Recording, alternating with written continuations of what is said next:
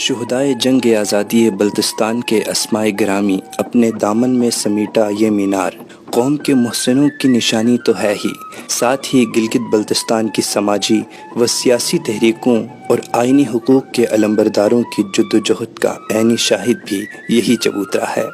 جی ہاں، یہ یادگار شہداء اسکردو ہے جو شہر کے قلب میں پورے جاہ و جلال کے ساتھ قائم ہے۔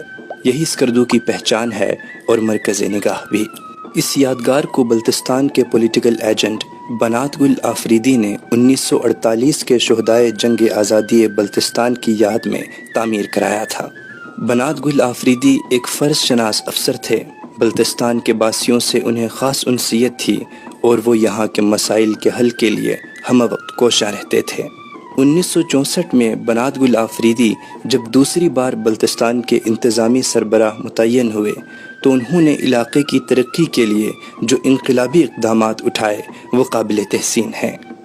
ان کے ترقیاتی منصوبوں میں نیا بازار اسکردو کی تعمیر اور یادگار شہداء کا قیام نمایاں ہے۔ اسکردو کا پرانا بازار جو ڈوگرا دور میں بنا تھا، اس کی جگہ انہوں نے جدید دور کے تقاضوں کے مطابق ایک نئے بازار کے قیام کا فیصلہ کیا، جس میں بڑے شہروں کی طرح دکانیں، ہوٹلز، لائبریری، ڈسپنسری اور پی آئی اے آفس سمیت دیگر دفاتر بھی موجود ہوں۔ انہوں نے اس بازار کے عین وسط میں بلتستان کے ان شہداء کی یادگار بنانے کا فیصلہ کیا جنہوں نے جنگ آزادی میں ڈوگروں کے تسلط سے اپنے وطن کو آزاد کرانے میں جانوں کا نذرانہ پیش کیا تھا۔ نیا بازار اور یادگار کی تعمیر کا فریضہ انہوں نے بلتستان کی 3 اہم شخصیات وزیر فرمان علی، ایچ غلام اور غلام نبی کو سونپا، جس کا تذکرہ بنات گل آفریدی نے اپنی کتاب بلتستان ان ہسٹری میں بھی کیا ہے۔ ان کے مطابق یادگار شہداء کی تعمیر ان کی ایک اہم خواہش تھی۔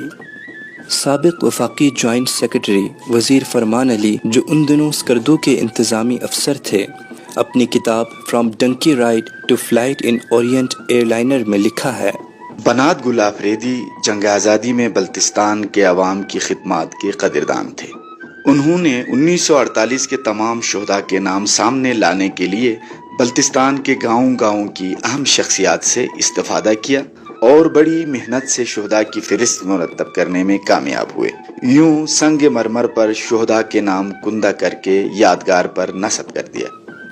نامور سماجی شخصیت حاجی محمد رضا المعروف بابو رضا کہتے ہیں: یادگار شہداء تعمیر کرنے کی تجویز بنات گل آفریدی کو سلطان مہدی قمرا نے دی تھی۔ سلطان مہدی شملہ میں قائد اعظم نیشنل گارڈز کے کمانڈر تھے۔ انہوں نے یادگار کی تعمیر کے حوالے سے ایک درخواست بنات گل آفریدی کو پیش کی تھی اور مبلغ 500 روپے بھی بطور تعاون پیش کیے تھے۔ یادگار شہداء کی تعمیر کے حوالے سے بلتستان کی نامور علمی و ادبی شخصیات غلام عباس سدے اور حاجی غلام محمد نادم کہتے ہیں: یادگار شہداء کی تعمیر پر لگ بھگ 20,000 روپے کے اخراجات آئے۔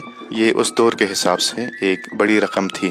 یادگار کے مینار کا خاکہ خود بنات گل آفریدی کا ذہنی اختراع تھا۔ اس کی تعمیر کی ذمہ داری ٹھیکیدار قادر اخوند اور رفیق خور کو سونپی گئی تھی، جو چین کے شہر کاشغر کے رہائشی تھے۔ یہ دونوں تجارت کی غرض سے اسکردو آ کر یہیں بس گئے تھے۔ انہوں نے کئی برسوں کی پیشہ ورانہ محنت سے اس یادگار کو تعمیر کیا۔ یادگار میں 2 خاص قسم کے پتھر استعمال ہوئے، ایک سفید پتھر جو کھرپچوں کی چٹان سے نکالا گیا تھا، جبکہ ہرے نما رنگ کا پتھر اسکردو کے نواحی گاؤں قمرا سے لایا گیا تھا۔ ان پتھروں کو بغیر مشینری کے اسکردو اور ہنزا کے ماہر سنگ تراشوں نے مخصوص انداز میں تراشا تھا۔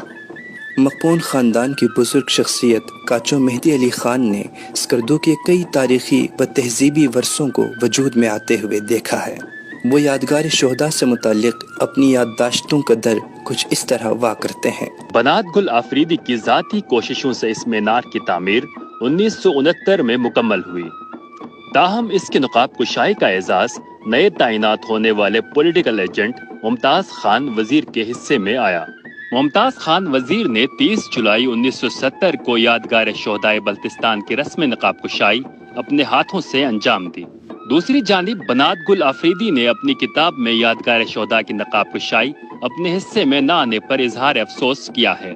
نامور محقق سید محمد عباس کاظمی اور گلگت بلتستان کے سابق سیکرٹری تعلیم و صحت خواجہ مہرداد یوسف کہتے ہیں، اسکردو میں یادگار شہداء کی تعمیر سے شہر کی رونق دوبالا ہو گئی۔ لوگ بڑی چاہ کے ساتھ اسے دیکھنے آتے تھے اور جنگ آزادی کے شہداء کے نام پہ فاتحہ خوانی کرتے تھے۔